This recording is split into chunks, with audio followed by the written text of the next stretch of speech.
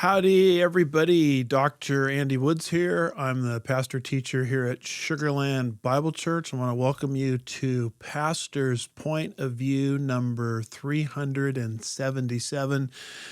This is being released October the 10th, 2025. We have a prophecy update for you today. As you look at our preview slide, here are the three major issues that we want to bring you up to speed on, and let's just jump right in and talk about the world versus Israel. As we're recording this, the world is sort of in a state of celebration about the acceptance by Hamas, allegedly, of the Trump peace plan, and we're just as happy as anybody about it in the sense that who can be against the hostages, coming home.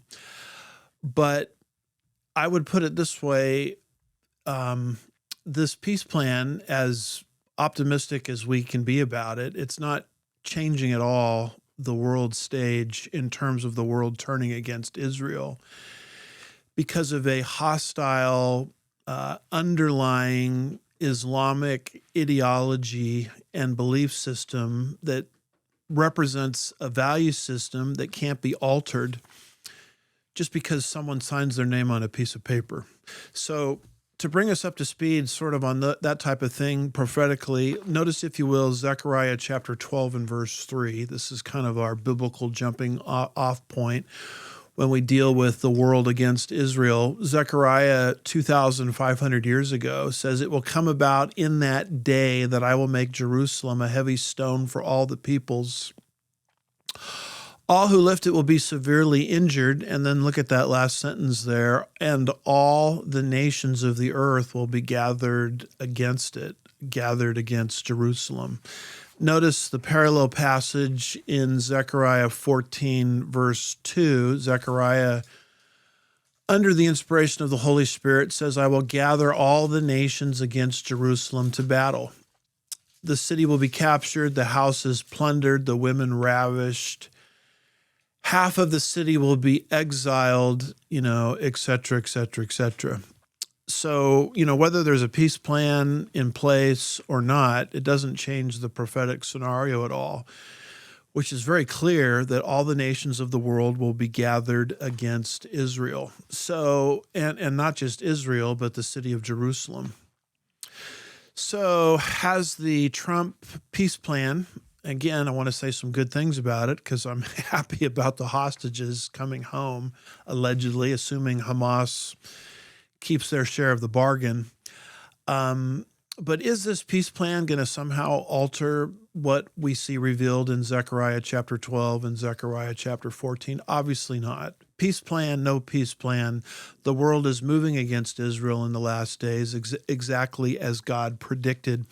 And just to give us some help with this and some context with this, I want to bring to your attention this particular blog piece by Joshua Hoffman. This is dated September 29th, 2025. Keep in mind, this was pinned before the Trump 21-point peace plan was finalized, but the headline says the Trump peace plan for Gaza will fail miserably. And the subtitle was, "Much of the West still clings to the fantasy that Islamists can be coaxed into moderation, but Islamists only see such gestures as weaknesses to be exploited." And I think this particular writer nails it. And notice what he writes in this particular blog piece. He writes, "U.S. President Donald Trump's new 21-point plan for Gaza is doomed to collapse under its own illusions." Now listen to this very carefully. "Not because of Trump himself, his policies, or even the United States. The deeper issue," and see, this is what the world media is not talking to you about, the deeper issue.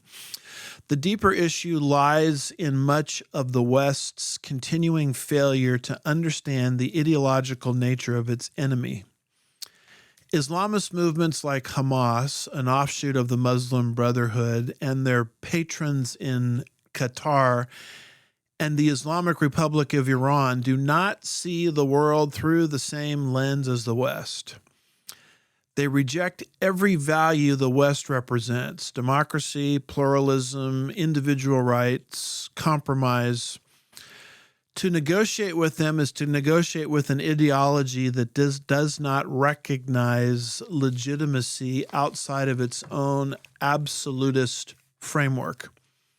Much of the West still clings to the fantasy that Islamist factions can be coaxed into moderation with incentives, recognition, or international oversight. But Islamists only see such gestures as weakness to be exploited. Even if Hamas were to agree to Trump's plan, it would be nothing more than a tactical pause. History proves this. Longtime Palestinian leader and mega-terrorist Yasser Arafat signed an agreement with Israel during the 1990s, known as the Oslo Accords. He smiled for the cameras, shook hands with Israeli leaders, yet behind the scenes he admitted that the agreement was merely a step toward ultimate victory, invoking the Islamic principle of hudna, a temporary truce used to regroup, rearm, and prepare for the next round of conflict. Arafat even went as so far as to tell a Palestinian journalist in that time period, quote, "I am entering Palestine through the door of Oslo, despite all my reservations, in order to return the Palestine Liberation Organization and the resistance to do it. And I promise you that you will see the Jews fleeing from Palestine like mice fleeing from a sinking ship. This will not happen in my lifetime, but it will happen in your lifetime." So that's what Arafat says as he was, smiling for the cameras, talking about peace. The article goes on and it says Islamists do not want coexistence. They want a Middle East and a North Africa cleansed of non-Muslims, with Europe next in line, followed by Canada, Australia, and the United States. Their project is global. The article says it funds endowed chairs on Middle Eastern studies that miraculously frame Islamists as misunderstood actors and Israel as the root of all problems. It, speaking of Hamas, bankrolls lobbyists who whisper in congressional offices about the need for dialogue with Hamas or balance in dealing with Iran. The article says it's not a question of personalities or party names, but on an Islamic worldview that cannot coexist with the West. Therefore, the Israeli-Palestinian conflict is a microcosm of the greater Islamist war against the non-Muslim world. This is why Trump's call for a new international body of oversight, the so-called Board for Peace, is doomed from the start. There is no peace to be had with Islamists. There's no shared humanity, no common ground, no possibility of compromise. It is the worldview of supremacy.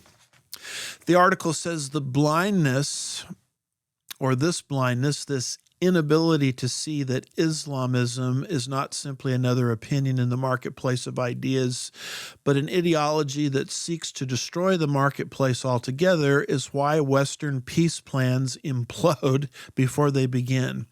The only way to deal with such ideologies is to defeat them, just as the world defeated Nazi Germany, fascist Italy, imperial Japan, and eventually the Soviet Union. Trump's plan is not a pathway to peace, but a house of cards waiting for the next gust of reality. And here's how the article concludes.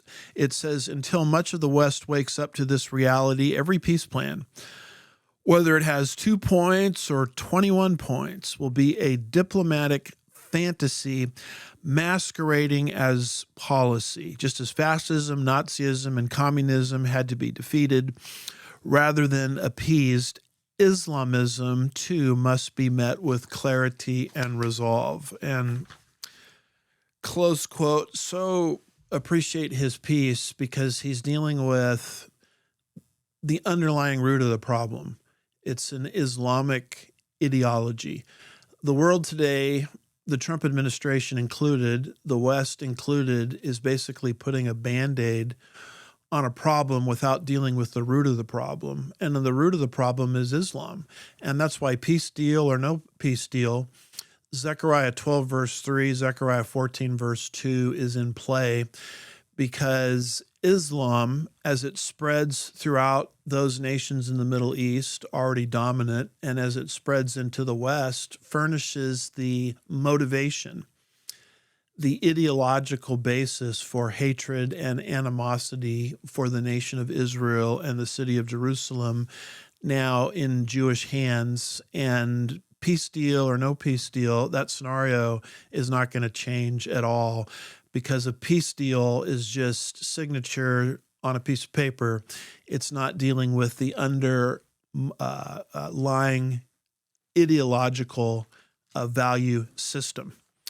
Let's put up a few maps if we could. The whole name of the game that continues in the international community is this area called the West Bank, flippantly called the West Bank, as we've explained many times. And what the world community wants to do, the Trump administration being an exception to this, praise the Lord, but what the world community by and large wants to do is take that area called the West Bank and give it to the Palestinians. They want a two-state solution, and supposedly peace is going to break out in the region and all over the world if this two-state solution is allowed. Here's another map properly labeling that part of the world, Judea, or that territory, I should say, Judea and Samaria, which is the biblical nomenclature. And, you know, that light brown area, let's give it away to the Palestinians, and peace is going to break out in the region, where the truth of the matter is there already has been a two-state solution. It's that darker brown area relinquished by the Israelis in 2004. They had one and only one election once it was relinquished in that area called Gaza. Southwestern portion of the map, they elected Hamas, and ever since that point in time, that little territory there in the southwest portion of the Israeli map, that dark brown area, has been used as a beachhead for one terrorist attack after another into the land of Israel, culminating in the events of October the 7th, 2023. So the 2023, October the 7th, happened not because of a lack of a two-state solution, but because a two-state solution was afforded to the so-called Palestinians and inhabitants of Gaza. Here's a map that we never get tired of putting up. That green area is Islamic theocratic dictatorships, all with written charters indicating that they want to drive the nation of Israel into the Mediterranean Sea. And that little red dot is the nation of Israel. And the world community essentially thinks that if Israel's borders shrunk and Israel gave up a little bit more territory, then peace would break out in the region and in the world. Of course, that is fanciful thinking. It's a state of somebody who really doesn't have their rational faculties, which is part of Zechariah's prophecies, that the nations, as they pursue this division of the land of Israel, essentially won't be with their rational faculties. They'll be in a state of inebriation, spiritually and intellectually speaking, in a state of drunkenness. So peace plan or no peace plan, this whole scenario that the Bible portrays for the end times has not altered one bit. It's kind of interesting to watch Trump in many ways, although he's been very pro-Israel, sort of acquiesce to this globalist opinion. Notice this particular article from the AP. This is dated September the 25th, 2025. And the title of that article is "Trump Says He Will Not Allow Israel to Annex the West Bank." And now we're understanding why he said that. he was trying to balance Islamic and Israeli interests, not trying to upset the apple cart, because he felt that he was on the verge of this, what he calls a historic peace agreement. And it is historic in many ways. And the hostages, it looks like, from the time of this recording, are going to be released. Praise the Lord for that. But as we've been trying to explain, this so-called peace treaty is not going to change the underlying value system of the world conquest ideology of Islam. But just a little bit from this particular article. It says Trump's stance marks a potential shift in his typically strong support for Israel as he faces pressure from Arab leaders and seeks to broker peace in the region. Now, keep in mind, this article was written a week or two before this historic peace deal was signed. Trump was blunt, the article says, quoting Trump, "I will not allow Israel to annex the West Bank," he told reporters in the Oval Office while signing executive orders unrelated to foreign policy. Quoting Trump again, "I will not allow it. It's not going to happen," close quote. The article continues and it says the United Arab Emirates has warned that any Israeli move to annex would be a red line. Israel has captured the West Bank, East Jerusalem, and the Gaza Strip in the 1967 Mideast War.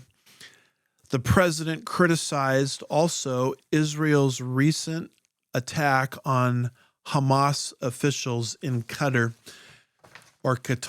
and here's how the article concludes. Palestinian statehood, which is opposed by Trump and the U.S., has been a major issue in the United Nations General Assembly this week. Remember, this article was written just a couple of weeks ago. Recognizing statehood is meant to galvanize support for a two-state solution. Some 10 countries, including Britain, France, Australia, have done so this week, hoping to revive the long moribund peace process, a move that the U.S. and Israel have vehemently rejected. So it is very interesting that you even have a pro-Israel president like Donald Trump being pulled into this globalist mindset, and he doesn't want to upset Qatar. He doesn't want to upset those Gulf Islamic countries, because after all, they gave the United States an airplane, and they've entered into all kinds of trade agreements with them, and so he doesn't want to upset them, and they're going to get upset if the Israelis annex what's called the West Bank, Judea and Samaria. And so here comes Trump all of a sudden, after giving, by the way, a brilliant speech before the United Nations General Assembly at the end of September, where he said, we will not recognize a two-state solution. And then a couple of days later, it's like he became a different person. He did almost, looks to me like a verbal 180. And he began talking about how, Israel is not allowed to annex the so-called West Bank, Judea, and Samaria. And why is he doing all of this? He's doing all of this because he's trying to balance competing interests, because this so-called peace plan was on the horizon. We just didn't know how close it was to, coming into fulfillment. And so I guess the point I'm trying to make is even a very pro-Israel president like Donald Trump very easily gets swept into sort of a pro-globalist mindset where he wants to broker peace at all costs, even telling the Israelis you can't annex the so-called West Bank. Can I just ask a simple question? How do you annex something that you already own? I mean, the Israelis won that territory called the West Bank, better called Judea and Samaria, in a war of self-defense going all the way back to 1967. It's their land. It's their territory. Who is Donald Trump, or any president of the United States for that matter, telling the Israelis, a sovereign country, what they can and can't do with their own property? I mean, that's like somebody coming into my house and saying, well, here's what you can do with your backyard. You can build a jacuzzi, You can build a sauna, or on your patio, but you can't create a pool, a swimming pool in your backyard.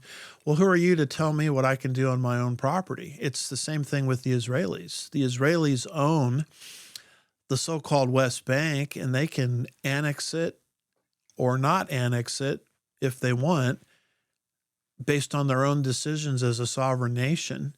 But you see how the Trump administration started to apply pressure to the Israelis. And I'm just trying to show you there's a scenario in place, and you can see how easily this can happen, where globalist interest will pull even pro-Israel presidents and pro-Israel nations into pressuring the nation of Israel. And this is the identical scenario that Zechariah in his prophecies anticipates for the end of the age, going back 2,500 years ago. If you want to know the voice of the person that I think is right on this particular issue, notice what Mike Johnson said, the Speaker of the House. This comes from the Jerusalem Post, and it says, Mike Johnson says the West Bank, better named Judea and Samaria, belongs to Israel. And he said that after Trump's opposition to annexation. Now, that becomes one of the reasons why I'm very happy that someone like Mike Johnson, with more of a biblical framework, happens to be the Speaker of the House of Representatives. So even our own government apparently is not agreed on everything related to annexation. One branch of government says one thing, a different branch of government says something else. Of course, the president is the sole organ, as he has been called by our judicial system, in the area of foreign affairs. Going back to a Supreme Court decision, if I remember right, drawing from memory here, I think it was the Curtis Wainwright decision, if I remember right. So the president essentially calls the shots in the area of foreign affairs. So what he says goes. But it is quite interesting to me that Mike Johnson is saying something different than our president. And all of this to say how easily the governments of the world can be pulled into a globalist mindset, sort of coming against the nation of Israel, which is what Zechariah seems to be predicting for the end of the age. So with all of that being said, let's kind of move away from the world against Israel, and let's move into the subject of anti-Semitism. Not only will the world be pulled against Israel in the last days, but anti-Semitism, the irrational hatred for the physical descendants of Abraham, Isaac, and Jacob, will reach its zenith in the end times. And sort of to prove that, let me put up this slide here. This is our Revelation chapter 12 slide. And it's describing what's going to happen midway through the tribulation period in Revelation chapter 12, verses 6 through 17, where the dragon, who is identified in that chapter, verse 9, I believe it is, and then once again over in chapter 20, verse 2 of the book of Revelation. The dragon is defined as the serpent of old, Satan, or the devil. And apparently he will lose access to God's throne room midway through the tribulation period once the beast desecrates the temple. And he will plummet to the earth, and he will wage an all-out war. The Greek word there it's around verse 17, I think, and surrounding verses polemos, where we get the word polemical, which is the word for war. He will involve himself in an all-out war against the woman clothed with the sun and the moon and the 12 stars, which is a dead ringer for Israel.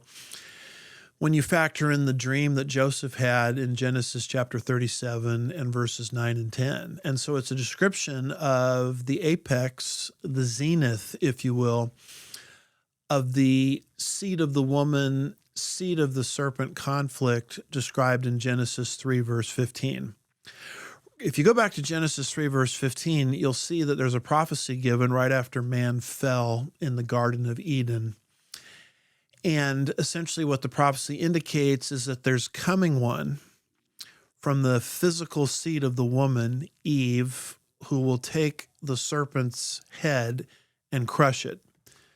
However, the seed of the serpent, now this would be the spiritual lineage of Satan, those who in this life avail themselves so as to be satanic instruments, will come against that physical seed over and over again to prevent the Messiah from accomplishing his mission. And of course, as you continue to travel through the Bible, you learn, once you get to Genesis 12 and the calling of Abram from the Ur of the Chaldeans, that the instrument that God is going to use to essentially bring this victory to pass will be none other than the nation of Israel. And so Satan at that point turned against the nation of Israel very aggressively, and he's been fighting the nation of Israel ever since. And guess what, folks? The nation of Israel is the gift that keeps on giving. God has obligated himself to bless the world through the physical descendants of Abraham, Isaac, and Jacob, the nation of Israel. And the scripture came to us through Israel. The Messiah, Jesus Christ himself, Hebrew name Yeshua, came to us through the nation of Israel. And then there's the coming kingdom, which will be headquartered in Jerusalem. Isaiah 2 verses 2 and 3 indicates that. That's coming to the world through the nation of Israel. And so Satan has declared war against Israel ever since. And that explains the anti-Semitism throughout biblical history. It explains the anti-Semitism against the world today. You can factor in events like the Holocaust in the World War II era. You can factor in events like October the 7th, 2023, more recently, but it explains this strange, bizarre, irrational hatred for the Jewish nation. And then, of course, Satan, once he loses permanent access to the throne room of God, apparently he still has access to God's throne room, not to worship and serve as he once did as a high-ranking angel, but to communicate and accuse. According to Revelation 12, verses 6 through 17, he loses that privilege halfway through the tribulation period, and he plummets to the earth, and he tries to destroy the nation of Israel in the second half of the tribulation period.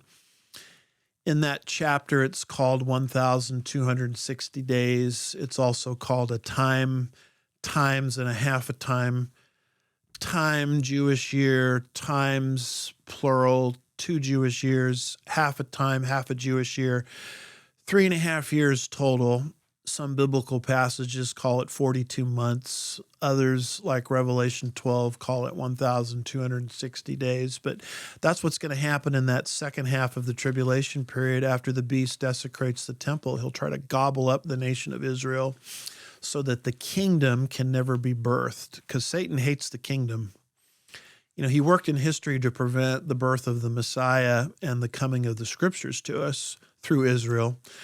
But he also works in history to stop Israel's final blessing from being delivered, which is the kingdom. Because once the kingdom comes, he's bound for 1,000 years.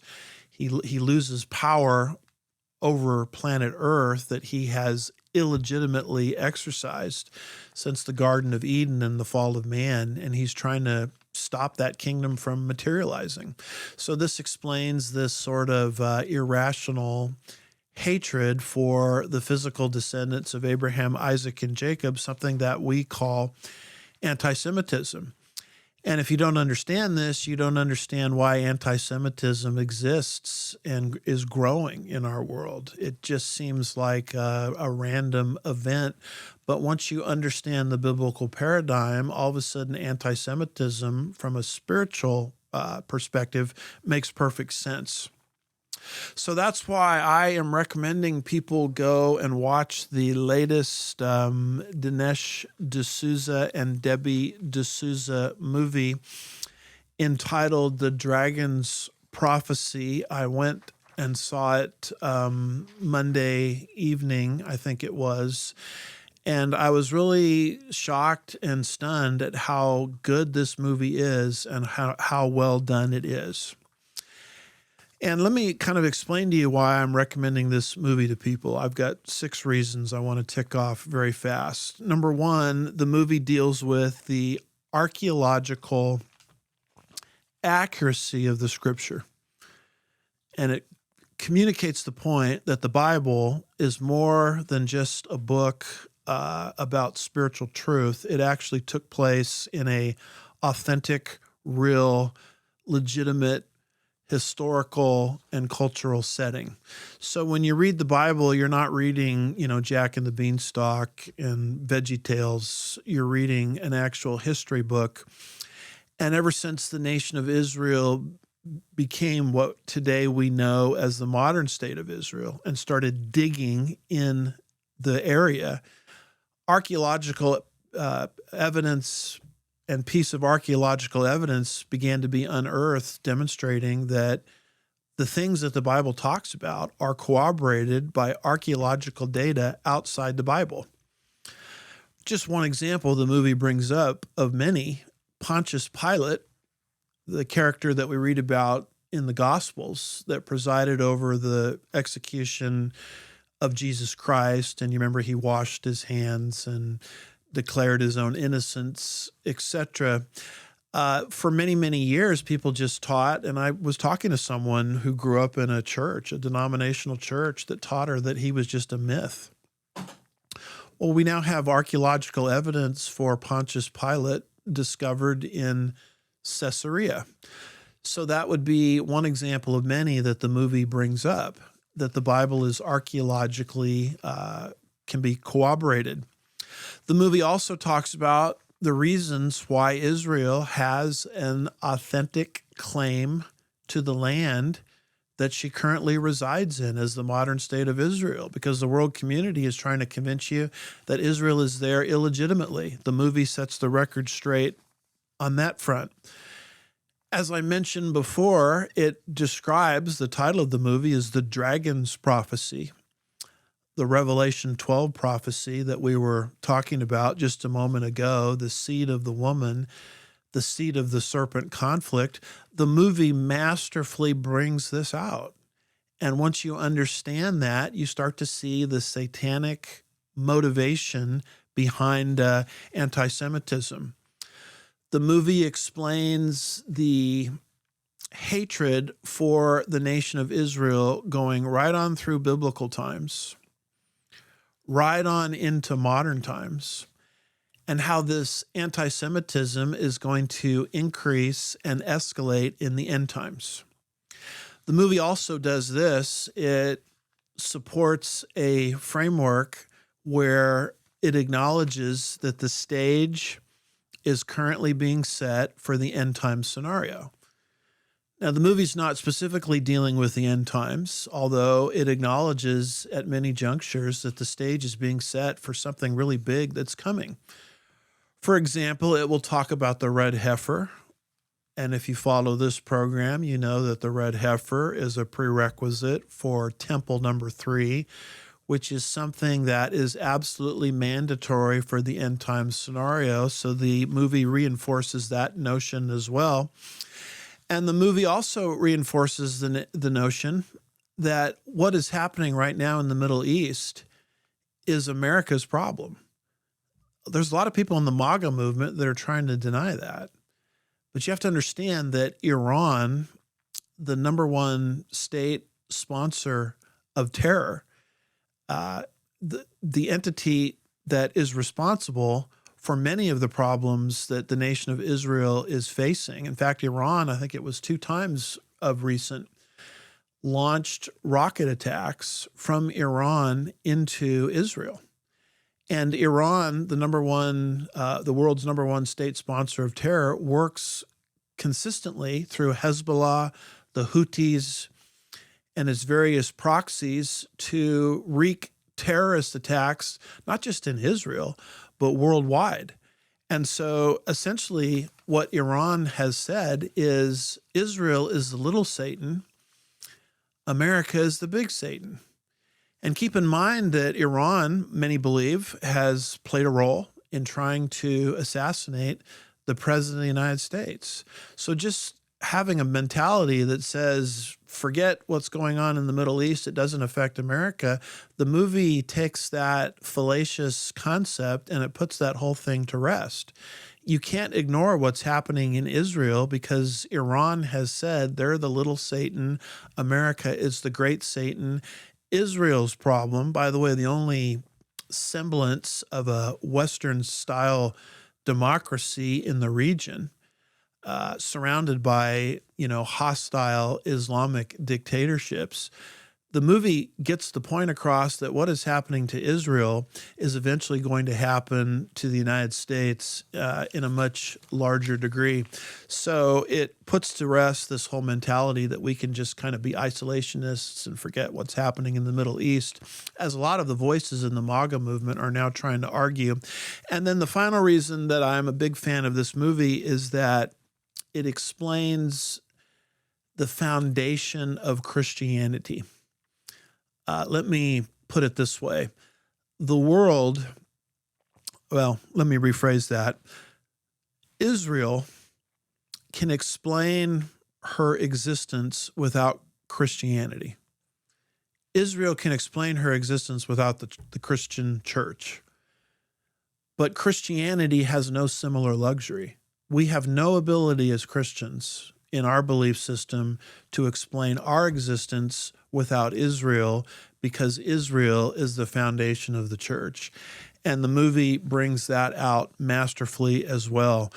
So because of archaeology, because of the legitimacy of Israel's claim to the land, because of the explanation of anti-Semitism, because of the explanation of stage setting, preparing us for the end time scenario, because of the explanation that Israel's conflict is America's conflict, and because Christianity owes its heritage to God's work through the physical descendants of Abraham, Isaac, and Jacob, I can wholeheartedly recommend this movie to you because it reinforces and it communicates all of those lessons.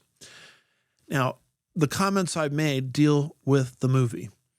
What a lot of people have done on my social media account is they've gone into a bunch of topics that aren't in the movie, okay? My endorsement of it relates to the four corners, as we call it in the legal system, the movie itself. And I believe every Christian needs to watch it.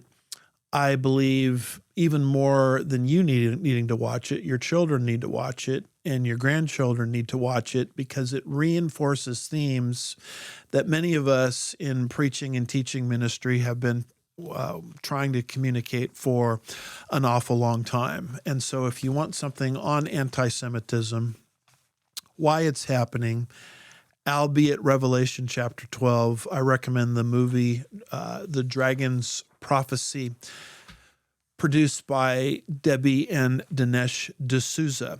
So with all of that being said, is anti-Semitism, like Revelation 12 indicates, and like the movie indicates, is it growing in our world? Well, of course it is. Notice this particular article from Breitbart.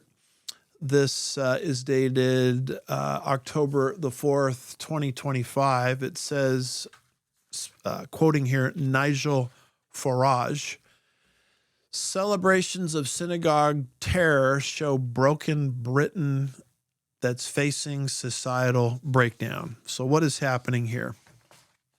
The article says, Reform UK leader Nigel Farage responding Friday to the Yom Kippur terror attack outside a Manchester synagogue and the pro-Palestinian demonstrations that erupted within hours. In the wake of Thursday's attack outside Manchester's Heaton Park Hebrew congregation, where worshipers, and it mentions two of them, one age 53, one age 66, were killed, Farage argued that what unfolded on the streets compounded the horror. Within just a few hours of this horrific incident, we saw in London Glasgow, and elsewhere, pro-Palestinian flags on the streets, people out, previously unplanned, demonstrating. So that's the end of the Farage quote. Here's what the article says. His point, he insisted, was that it was not a protest, but revelry. Quoting Farage again, but here's the truth of it. They weren't demonstrating. They were actually celebrating, close quote. Farage said Prime Minister Starmer had emboldened these people by recognizing a Palestinian state 2 weeks ago. Quoting Farage, quote, now there is a big march planned in London this Saturday, and I think the only way we can describe it is a hate march. What is for certain is we're a country that allows peaceful protests, but we're not a country that allows celebration of murder or slogans in our streets that are deeply, deeply insightful, close quote. Continuing with the article, Britain's chief rabbi said the killings came after an unrelenting wave of Jew hatred on our streets, campuses, on social media, and elsewhere, he said, close quote. The article says police say the suspect, and it mentions his name, Jihad al-Shami, if I'm pronouncing that right, age 35, a British citizen of Syrian origin, rammed a vehicle into pedestrians before launching a stabbing spree. Armed officers shot him dead at the synagogue doors. 3 victims remain hospitalized and in serious condition. The article says The Guardian reported al-Shami was on bail for an alleged rape at the time of the attack. The paper also quoted his father saying, quote, while past social media posts attributed to him, well, let me rephrase that. It's not a quote from him, but it says of his father, past social media posts attributed to him praise that the October the 7th Hamas attack was a, quote, miracle, close quote. So this is just a stunning development when you track this seed of the woman, seed of the serpent conflict, and you believe the biblical promises and predictions and prophecies that anti-Semitism will increase, not decrease, as we get closer and closer to the end of the age. Here's someone that's of Syrian descent. Here's something coming from his own father, who basically said that what happened on October the 7th was a miracle. I mean, what happened on October the 7th, and the D'Souza movie brings this out, was the worst thing that has ever happened to the nation of Israel, the Jewish people, since the Holocaust.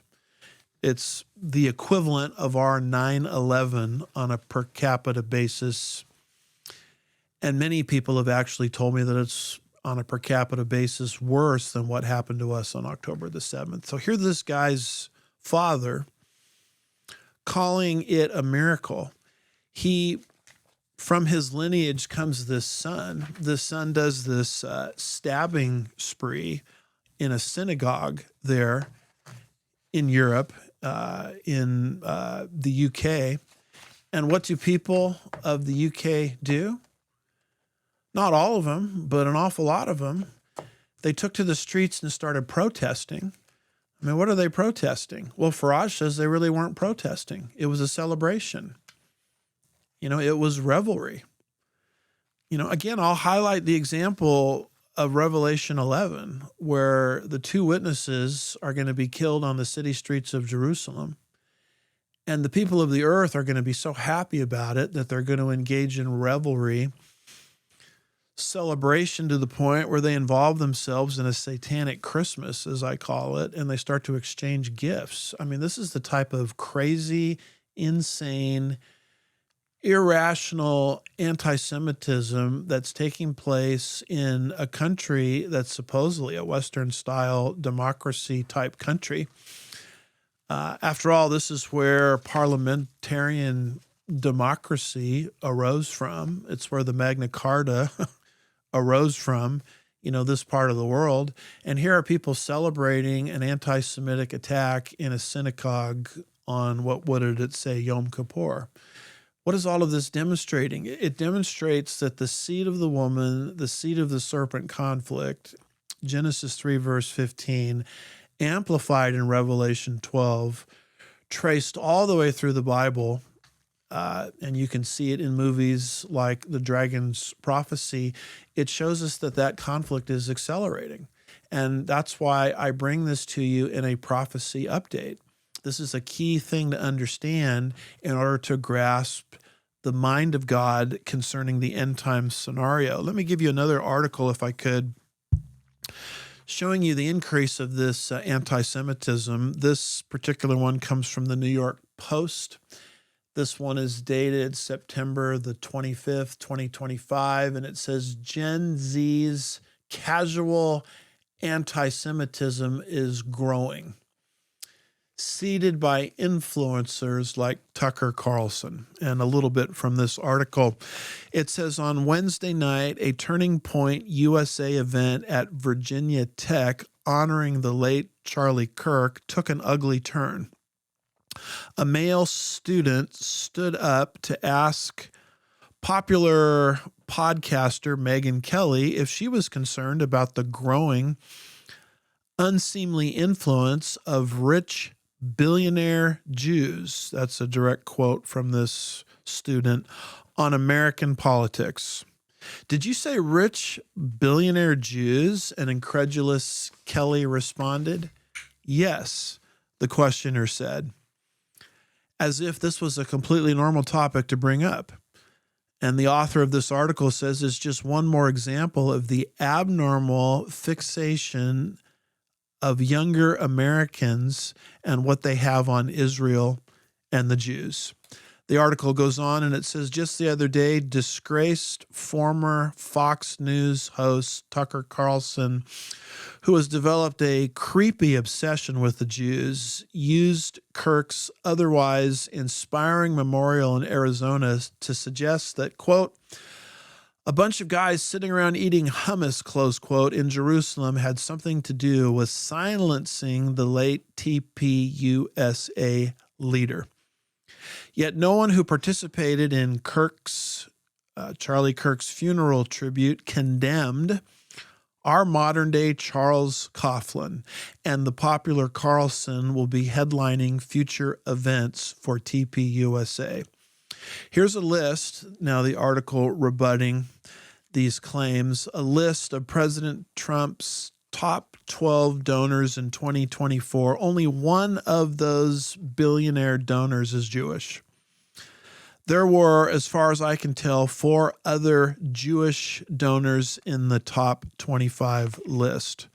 Carlson, for instance, blamed Fox News personality and radio host Mark Levin for convincing Trump to bomb Iranian nuclear sites. Indeed, the podcaster assured his credulous audience that Levin was leading the United States into World War III at the behest of foreigners. And here's the article and its author making a point that we've made over and over again on our broadcast. He says, quote, we expect this kind of aspersion from the progressive left, not allegedly from conservatives. The article goes on and it ends this way. It is clear that the stigma associated with spreading ugly tropes about Jews is disappearing. The stigma is disappearing, in other words. It's been that way in the conspiratorial swamp of social media and podcasting for a while. Now it is being normalized. Very important word. Normalized in the West. So just to reiterate, you used to hear all of this sort of anti-Semitism coming from the left, coming from the group called the Squad, Ilhan Omar, AOC, Rashida Tlaib, etc. But now you're hearing it with regularity coming from the right, coming from key voices within the MAGA movement. So what is happening? The seed of the woman, the seed of the serpent conflict is intensifying. And it will continue to intensify and will reach its zenith or apex in the final 1,260 days, the second half of the tribulation period, before Jesus Christ in his second advent touches down on planet Earth. You know, I hate anti-Semitism. It's repulsive. It's disgusting.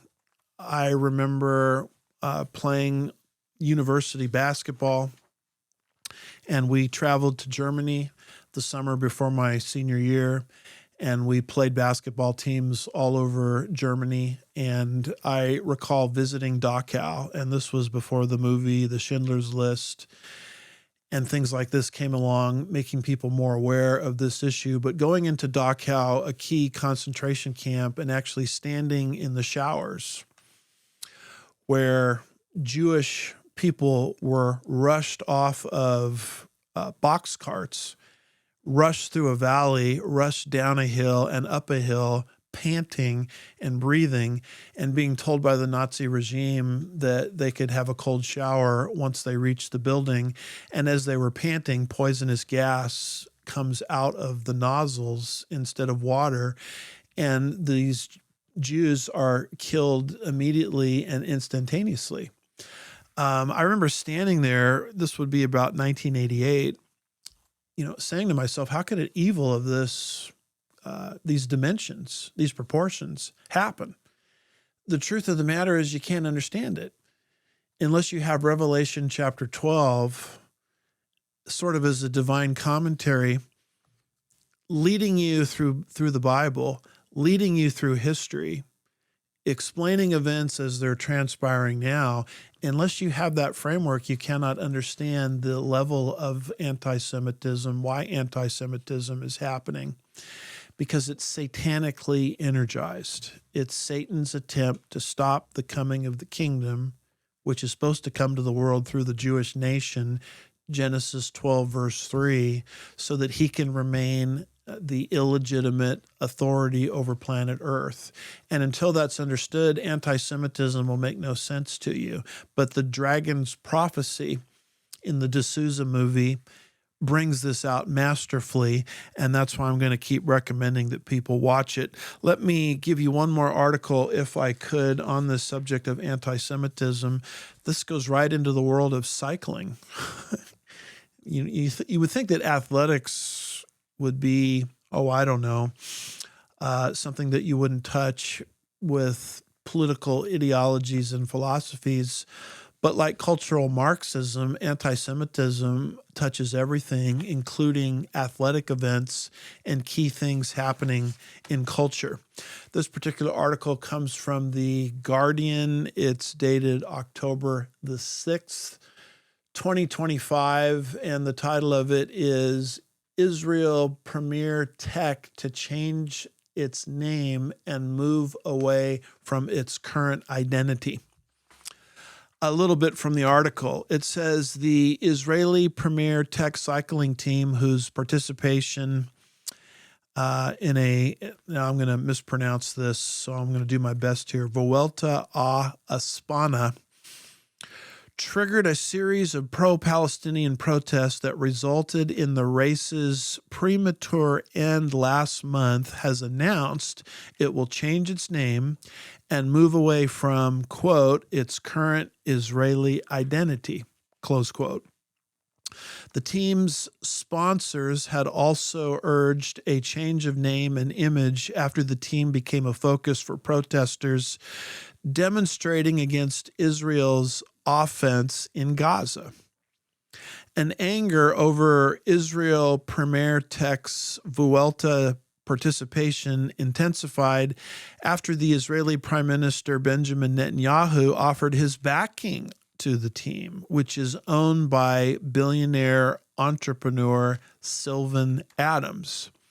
Netanyahu said, quote, "Great job to Sylvan and Israel's cycling team for not giving in to hatred and intimidation. You make Israel so proud," close quote. Here's how the article concludes. One of the team's sponsors, the UK-based Factor Bikes, had said its support was conditional on disassociating from Israel. Another sponsor, the Canadian manufacturer and horticulture firm Premier Tech, had taken a similar stance, saying it expected that Israel Premier Tech would evolve into a new name excluding the term Israel, and that it will adopt a new identity and a new brand image, close quote. Madrid, the country's socialist prime minister, Pedro Sanchez, said he had a deep admiration and respect for a Spanish society that mobilizes against injustice and defends its ideas in a peaceful manner, close quote. What's going on here? Well, here you have this cycling team that happens to have an Israeli identification. It happens to have gotten the attention of Netanyahu and his verbal support. And now that particular team is protested to the point where they can't even have this bike contest. That particular team is now boycotted, where it's economically pressured to come up with some kind of identity or some kind of name that has nothing to do with the nation of Israel. What is this? It's cultural anti-Semitism. It's anti-Semitism raising its ugly head everywhere, including in athletic contests. And again, I would submit this to you as evidence of the intensifying seed of the woman, seed of the serpent conflict spoken of in Genesis 3, verse 15, and Revelation 12, verses 16 and 17. Let's go ahead and move into our final issue that we want to talk about today, and that's the coming Gog-Magog invasion. Here is a map. This is from Ezekiel 38 and 39. Interestingly, the D'Souza movie brings up this invasion, and it highlights Persia, how Persia's identity shifted in 1979 when the Shah was deposed and replaced by the Ayatollah. And Persia has now become known as the Islamic Republic of Iran, the number one state sponsor of terror around the world. Interestingly enough, Ezekiel 38 and 39 predicts Persia or Iran as one of the invaders into the land of Israel in the last days. And you notice what we have circled there up top is Rosh, who we believe is Russia. That's what Gesenius says Rosh represents in Ezekiel's prophecies all the way back in 1842. Gesenius made that statement. Gesenius is not a lightweight. Gesenius is the father of what we call Hebrew lexicography, the science and art of compiling Hebrew dictionaries. And Gesenius made that comment in 1842, and that was long before Russia became a communist country. The communist revolution wouldn't happen until 1917, and it was long before Russia was a nuclear superpower. So Gesenius was just doing lexicographical studies, and he wasn't reading modern day headlines into the invasion of Rosh into the modern state of Israel, as is predicted in Ezekiel's prophecies. Now, if you want more documentation on this, of course, I don't have time to give it to you on a brief broadcast like this, but I do recommend my book, The Middle East Meltdown. I think we have a screenshot of it there. You can get that, and you can see all of the different pieces of documentation as to why we think we can identify some of those strange-sounding names found in Ezekiel 38 and 39. So with all of that being said, I just want to draw your attention to one thing as we're getting ready to wrap up here. It's Ezekiel 38 and verse 4. I think we have a screenshot of that verse. Ezekiel 33 and verse 4, God makes a prediction. I will turn you about, speaking of Rosh, coming into the land of Israel in the last days. I will turn you about. I will put hooks into your jaws. And I will bring you out and all your army. And then look at what we've got underlined there. Horses and horsemen. All of them splendidly attired. A great company with buckler and shield, all of them wielding swords. Now, I can't tell you how much contempt and ridicule a lot of us who see this as a futuristic prophecy have received from preterists, people that think this is something that already happened at some point in the past, because we put this battle into the future. And people say, well, it says there, Rosh is going to invade Israel, riding horses and having horsemen.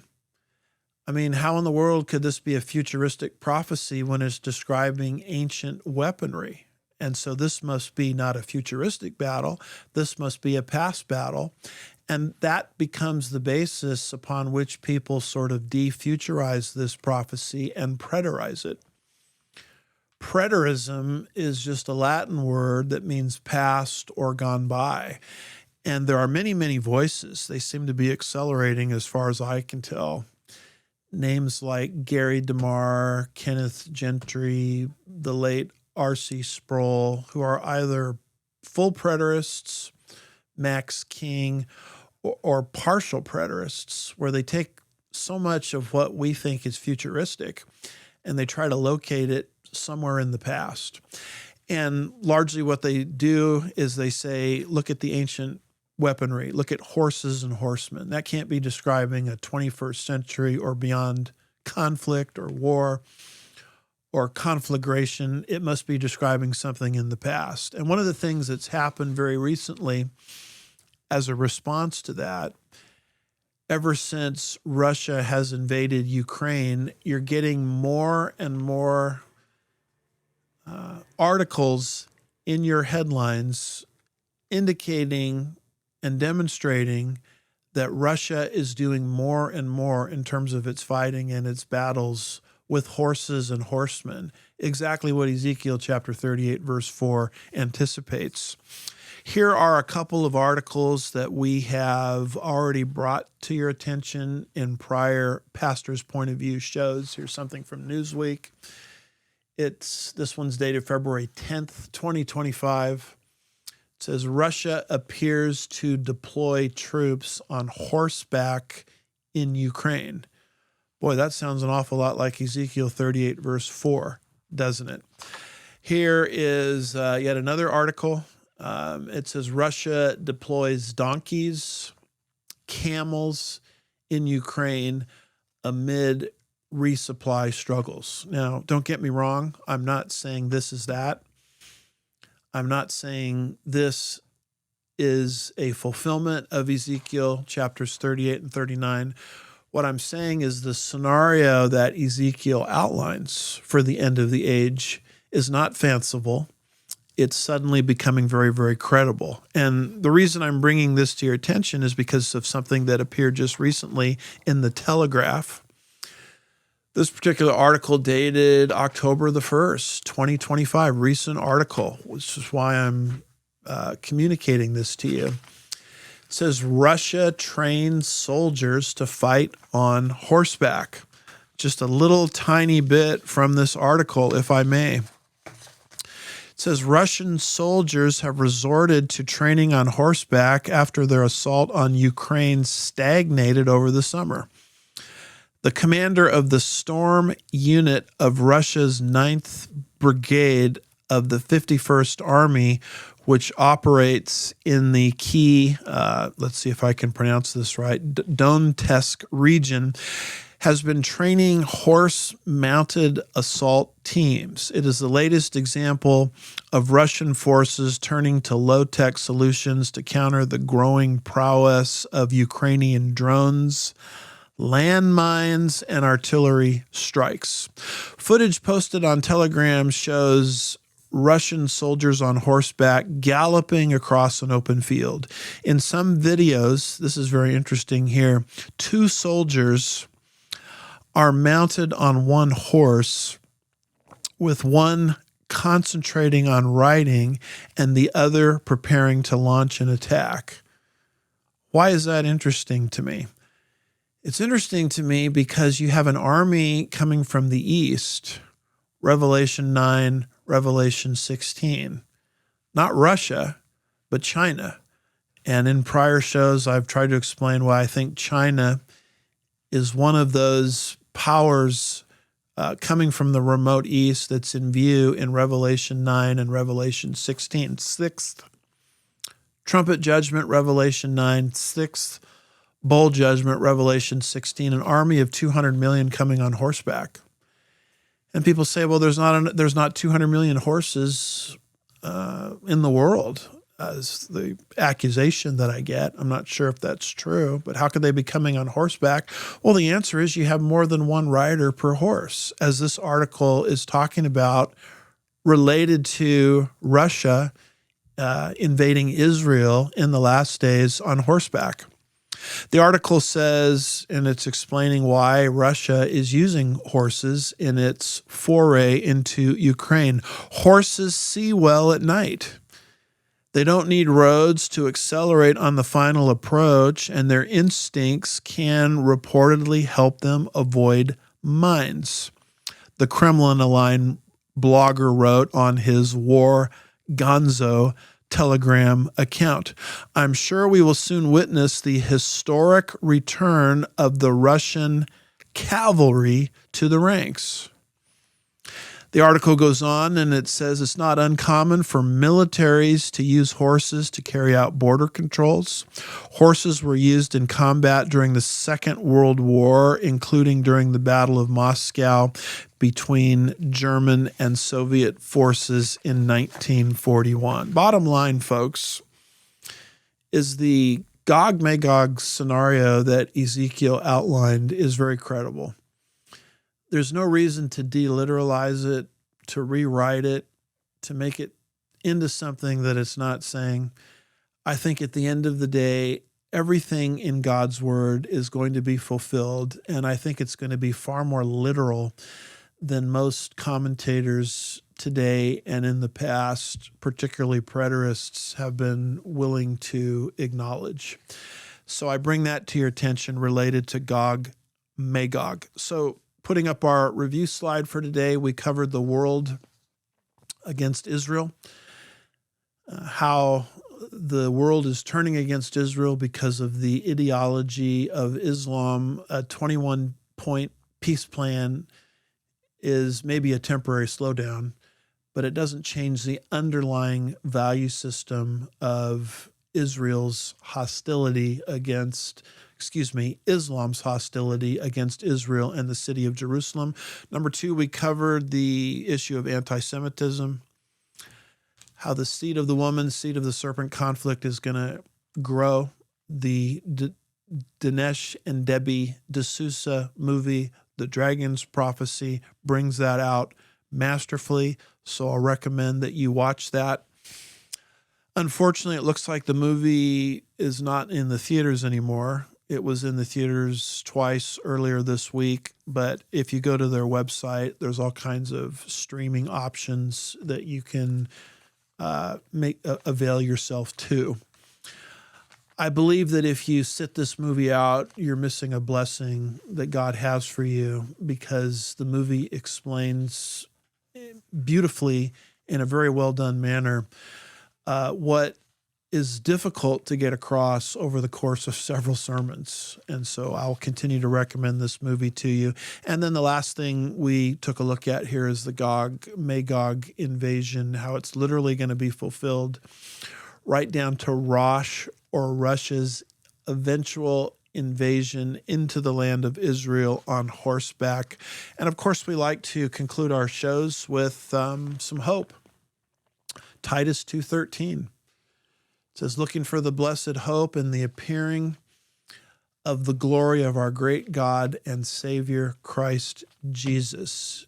Before God's wrath is poured out on planet Earth, before Jesus takes the seven-sealed scroll, Revelation 5 and begins to unroll it, bringing God's cataclysmic judgments to this world. He has made us as the church a promise, and that promise is at any moment he can come and receive us to himself in an event called the Rapture, and you can be dialed into that promise simply by placing your personal trust in what Jesus did for you 2,000 years ago. Our hope and prayer is that many people within the sound of my voice will be doing that.